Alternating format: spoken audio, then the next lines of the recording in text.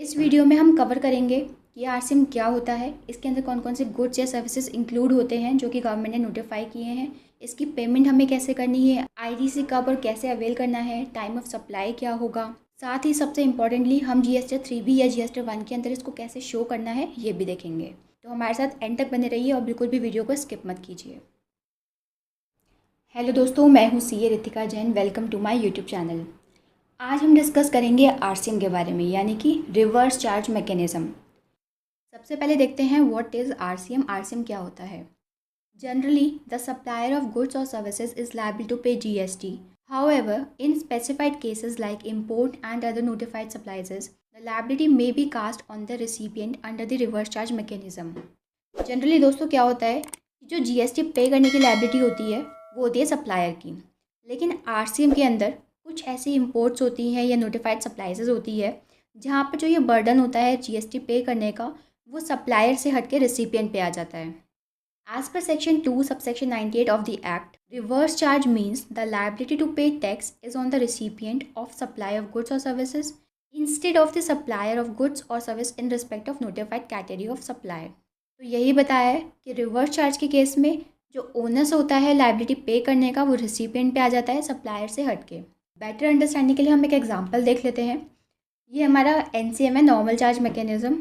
Tara Singh supplier है, Shyam private limited recipient. Tara Singh जो है वो जीटीए की सर्विस प्रोवाइड कर रहा है।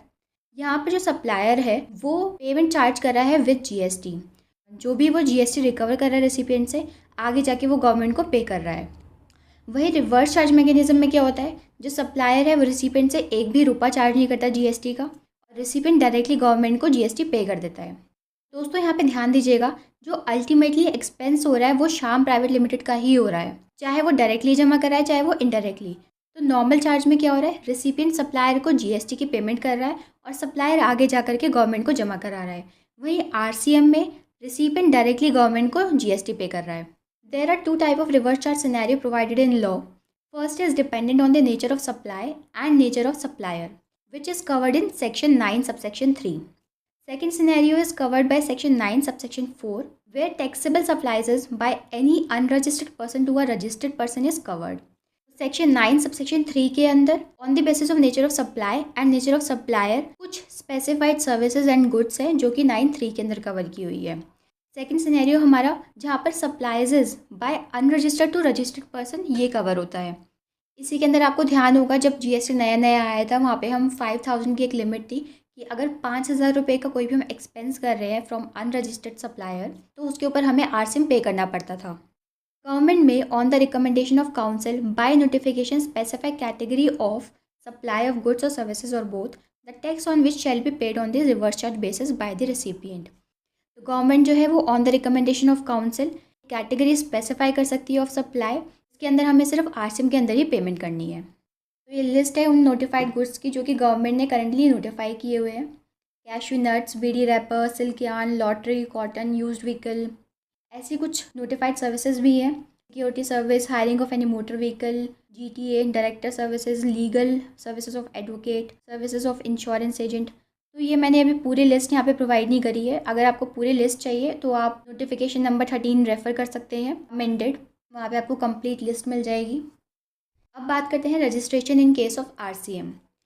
For recipient as per section 24 of the CGST act, person who is required to pay tax under reverse charge has to compulsory register under GST and the threshold limit of 20 lakh 40 lakh is not applicable to them.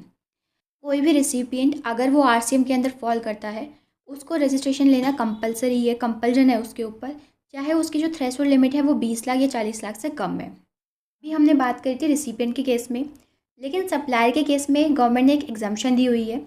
As per notification number 5/2017, in exercise of the power conferred by subsection 2 of section 23 of the CGST Act, the government hereby specifies where a person exclusively engaged in making supplies of goods or services on which tax is to be paid by recipient, in this case such supplier will be exempted from registration. तो अगर जो supplier है वो exclusively supply करता है वो goods या services जो कि आरसीएम के अंदर कवर हैं, जिनके ऊपर रिसिपिएंट को टैक्स पे करना है, तो उस केस में सप्लायर को रजिस्ट्रेशन लेने की ज़रूरत नहीं है, वो एग्जेम्प्टेड है। तो अब बात करते हैं time of supply under RCM. The time of supply is the point when the supply is liable to GST. तो टाइम ऑफ सप्लाई जो है वो जीएसटी में बहुत एक इम्पॉर्टेंट रोल प्ले करता है। हमें सिर्फ टाइम ऑफ सप्लाई से ही पता लगता है कि हमें कब जीएसटी जो है वो गवर्नमेंट को आगे जमा कराना है। तो रिवर्स चार्ज में टाइम ऑफ सप्लाई क्या है? टाइम ऑफ सप्लाई गुड्स के केस में अलग होता है और सर्विसेज के केस में अलग होता है। तो गुड्स के केस में time of supply is earliest of date of receipt of goods, date of payment, the date immediately following 30 days from the date of issue of invoice. तो इनमें से जो भी पहले होगा, इनमें से जब हमें गुड्स मिले, जब हमने पेमेंट करी, या फिर 30 days from the issue of invoice, इनमें से जो भी सिनेरियो सबसे पहले होगा उसी मंथ में हमें अपनी GST 3B में इसको शो करना होगा, उसमें पे करना होगा। सर्विस के केस में देख लेते हैं। Time of supply is earliest of, again earliest of, date of payment, the date immediately following 60 days from the date of issue of invoice. Goods के केस में ये 30 डेज था, सर्विस के केस में ये 60 डेज है। तो जो भी इनमें से पहले होगा, किन में से, ये हमने पेमेंट कब करी है, या फिर 60 days from the issue of invoice. Where it is not possible to determine time of supply using above methods, time of supply would be date of entry in the books of account of the recipient. तो जहाँ पर भी हमें ऊपर वाला data available नहीं है कि date of receipt of goods क्या है या पेमेंट डेट क्या है, तो उस सिनेरियो में हमें क्या देखना है कि रिसिपिएंट ने अपनी बुक्स ऑफ अकाउंट में किस दिन एंट्री करी है, वही डेट ऑफ एंट्री जो है वो टाइम ऑफ सप्लाई के लिए कंसीडर कर ली जाएगी। नेक्स्ट आता है payment of tax in RCM। The tax, which is CGST, SGST or IGST, that is required to be paid under RCM, would depend upon as to whether the supply is interstate or intrastate. As per Section 7 and 8 of IGST Act, a supply is registered as interstate supply wherein location of supply as well as place of supply are in same state. In case these are in different state, same is treated as interstate supply. तो RCM के case में भी जो normal scenario चलता है हमारा intra जानने के लिए, वही चलेगा। अगर सप्लाई इंटरस्टेट होगी तो उसके ऊपर IGST लगेगा, अगर सप्लाई इंट्रास्टेट होगी तो उसके ऊपर CGST और SGST लगेगा। Any amount payable under reverse charge shall be paid by debiting the electronic cash ledger. In other words, reverse charge liability can not be discharge by input tax credit. However, after discharging reverse charge liability, credit of the same can be taken by the recipient if he is otherwise eligible. तो इसमें एक बहुत ही important बात आ जाती है कि आपको RCM की लायबिलिटी हमेशा कैश में ही पे करनी पड़ेगी। इसको आप अपने इनपुट क्रेडिट से सेट ऑफ नहीं कर सकते। चाहे आपका कितना भी क्रेडिट पड़ा हो, आपको RCM की लायबिलिटी जो है वो हमेशा कैश में ही पे करनी है। वो बात अलग है कि आप इसको कैश में पे करके इसका क्रेडिट ले सकते हो। तो अब देख लेते हैं जिसका आप बहुत देर से वेट कर रहे थे कि इसकी GST 3B और GST 1 में रिपोर्टिंग कैसे होगी। सबसे पहले देखते हैं GST 1 में कहाँ रिपोर्ट करना है। ये मैंने GST लॉगिन कर लिया और GST 1 ओपन कर लिया। तो यहाँ पे जो आपका फर्स्ट टाइल आ रही है 4A, 4B, 4C, आपकी RCM की लायबिलिटी हमेशा 4B में रिपोर्ट होती है। इस पर क्लिक करिए, यहाँ पे ऐड डिटेल्स करिए। जैसे नॉर्मल सिनेरियो में आप अपने डिटेल डालते हैं, रिवर्स चार्ज के केस में भी आपको यहाँ पे नॉर्मली डिटेल डालनी है, लेकिन बस यहाँ पे आपको ये जो सप्लाई अट्रैक्ट रिवर्स चार्ज का कॉलम है इसको यहाँ पे टिक कर देना है और सेव कर देना है। इसी के साथ आपको टेबल नंबर 13 के अंदर भी डाटा फिल करना होगा। जो भी परचेजेस आपने अपने अनरजिस्टर्ड सप्लायर से करी है और आपने सेल्फ इन्वॉइसिंग करी है, उसका डाटा यहाँ पर आएगा।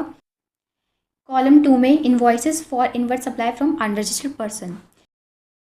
अब बात करते हैं GST 3B की। GST 3B में टेबल नंबर 3.1 के अंदर आपको डिटेल्स देनी है।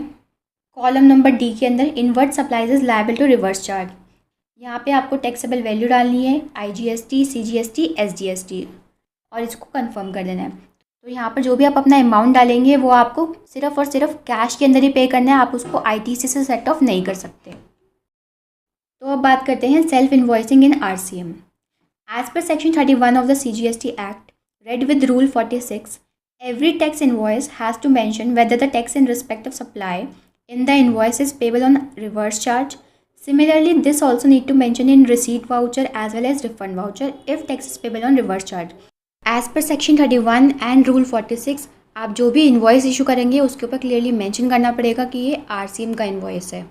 इन्वॉइस के साथ साथ आपको रिसीट वाउचर पे और रिफंड वाउचर पे भी मेंशन करना पड़ेगा कि दिस रिसीट वाउचर या refund voucher belongs to reverse charge mechanism. As per Section 31 of the CGST Act, a registered person who is liable to pay tax in reverse charge shall issue an invoice in respect of goods or services or both received by him from the supplier. तो ये जो था वो था supplier के लिए कि supplier को अपने हर एक डॉक्यूमेंट में मेंशन करना पड़ेगा कि दिस सर्विस या गुड्स बिलोंग्स टू आरसीएम। ऐसे ही रिसिपिएंट के केस में as per section 31 of the CGST act, a registered person who is liable to pay tax under reverse charge mechanism shall issue an invoice in respect of goods or services or both received by him from the supplier who is not registered on the date of receipt of goods or services or both। तो यहाँ पर जो हमारा recipient है जिसको आगे tax पे करना है गवर्नमेंट को, अगर वो किसी भी अनरजिस्टर्ड सप्लायर से परचेसेस करता है तो उस केस में उसको सेल्फ इन्वॉइसिंग करनी पड़ेगी, खुद ही उसका इन्वॉइस क्रिएट करना पड़ेगा। The requirement to issue self invoice is mandate as an unregistered supplier cannot issue a GST compliant invoice to a registered person, and therefore in such case the requirement of issuing of invoice has been shifted on to the recipient along with the burden of making payment of taxes। यहाँ पे supplier कौन है? Unregistered. Unregistered supplier जो है वो GST का invoice भी issue नहीं कर सकता, ना ही आगे गवर्नमेंट को टैक्स पे कर सकता है। तो ये जो बर्डन है इन्वॉइसिंग का और टैक्स पे करने का वो सारा किसके ऊपर डाल दिया है? रिसिपिएंट के ऊपर। तो यहाँ पे रिसिपिएंट को सेल्फ इन्वॉइस भी क्रिएट करना पड़ेगा इन case of dealing with unregistered supplier, and उसको आगे गवर्नमेंट को टैक्स पे भी करना पड़ेगा। आपने सेल्फ इन्वॉइसिंग भी कर दी, पेमेंट भी कर दी, टाइम ऑफ सप्लाई भी देख लिया। अब बात करते हैं कि इनपुट टैक्स क्रेडिट को अवेल कैसे करते हैं। जितना हमने GST अपने 3B के अंदर पे किया है उसका क्रेडिट कैसे क्लेम करें। A supplier cannot take ITC of GST paid on goods or services used to make supplies on which recipient is liable to pay tax। तो यहाँ पर क्या हुआ है, आरसीएम के अंदर रिसिपिएंट जो है वो टैक्स पे करता है गवर्नमेंट को, तो जो उसका क्रेडिट है वो सप्लायर कैसे ले लेगा। तो यहाँ पे यही वही लिखा है कि जो आईटीसी है आरसीएम का वो सप्लायर को नहीं मिलेगा, वो रिसिपिएंट को मिलेगा। क्यों? क्योंकि रिसिपिएंट ने आगे टैक्स पे किया गवर्नमेंट को, वो भी directly. Input tax credit in respect of tax paid under reverse charge mechanism can be availed as per section 16 of the CGST Act. However, it is important to note that in such a case, a self-invoice as mandate under section 31 of the CGST Act will have to be raised by the recipient if supplier is not registered under GST law। RCM के case में भी section 16 of CGST act ही बताता है कि आप input tax credit जो है कब ले सकते हैं, किस केसेस में वो नहीं मिलेगा, नॉर्मल केस की तरह। और जैसा कि अभी हमने पढ़ा था कि अनरजिस्टर्ड सप्लायर के केस में सेल्फ इन्वॉइसिंग मैंडेट है, उसके बेसिस पर ही आप आईटीसी आगे क्लेम कर सकते हैं। As per rule 36(1)(b) of CGST rule 2017, input tax credit of tax paid under RCM can only be availed on the basis of such self invoice subject to payment of tax. यहाँ पर भी वही बात बता रहे हैं कि आपको अनरजिस्टर्ड पर्सन के केस में सेल्फ इन्वॉइसिंग करना मैंडेट है और आपको तभी क्रेडिट मिलेगा अगर आपने उसका टैक्स पे किया होगा। ये तो एक बहुत ही लॉजिकल बात है कि अगर आपने उसका टैक्स पे किया है तभी आप उसके क्रेडिट के लिए भी एलिजिबल है। अगर आपने टैक्स पे ही नहीं किया तो आप उसका क्रेडिट भी नहीं ले सकते। बहुत ज़्यादा क्योस था एक क्वेश्चन के ऊपर कि क्या हम आईटीसी सेम मंथ के अंदर क्लेम कर सकते हैं जिसके अंदर हमने पेमेंट करी है। Can we claim ITC on RCM in same month? तो इसका आंसर क्या है? Yes, you can claim the input tax credit on RCM in the same month when you paid the GST under RCM.